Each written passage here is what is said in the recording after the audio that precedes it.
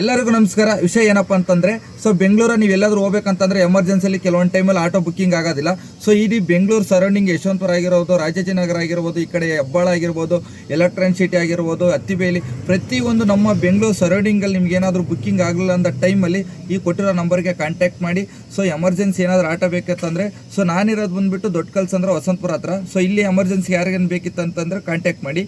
ಬೇರೆ ಕಡೆ ಇತ್ತಂದರೆ ನಮ್ಮ ಫ್ರೆಂಡ್ಸ್ ಆಗಿರೋದು, ನಮ್ಮ ಆಟೋ ಚಾಲಕರು ಯಾರನ್ನಿದ್ರೆ ಅವರಿಗೆ ಕಾಂಟ್ಯಾಕ್ಟ್ ಮಾಡಿಸಿ ನಿಮ್ಮನ್ನು ಕರ್ಕೊಂಡು ಹೋಗುವಂಥ ಒಂದು ಕೆಲಸ ನಾವು ನಮ್ಮ ಒಂದು ಆಟೋ ಚಾಲಕರೆಲ್ಲ ಸೇರಿ ಮಾಡ್ತಾ ಇದ್ದೀವಿ.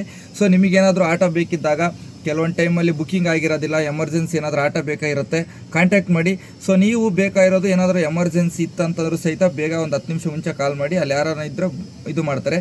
ನಮಗೇನೇನು ಅರ್ಜೆಂಟ್ ಇಲ್ಲ, ನಮಗೆ ಆರಾಮಾಗೆ ಬರಲಿ, ನಮಗೊಂದು ಹಾಫ್ ಡೇ ಬೇಕು, ಫುಲ್ ಡೇ ಬೇಕಂತಂದರೆ 1 ಅವರ್ 2 ಅವರ್ ಮುಂಚೆನೇ ಫೋನ್ ಮಾಡಿ. ಯಾಕಂತಂದರೆ ಕೆಲವೊಂದು ಆಟೋ ಬುಕ್ಕಿಂಗ್ ಆಗಿರ್ತವೆ, ಎಲ್ಲದಲ್ಲೇ ಹೋಗಿರ್ತಾರೆ ದೂರ ಅವ್ರ ಕೆಲಸದ ಮೇಲೆ.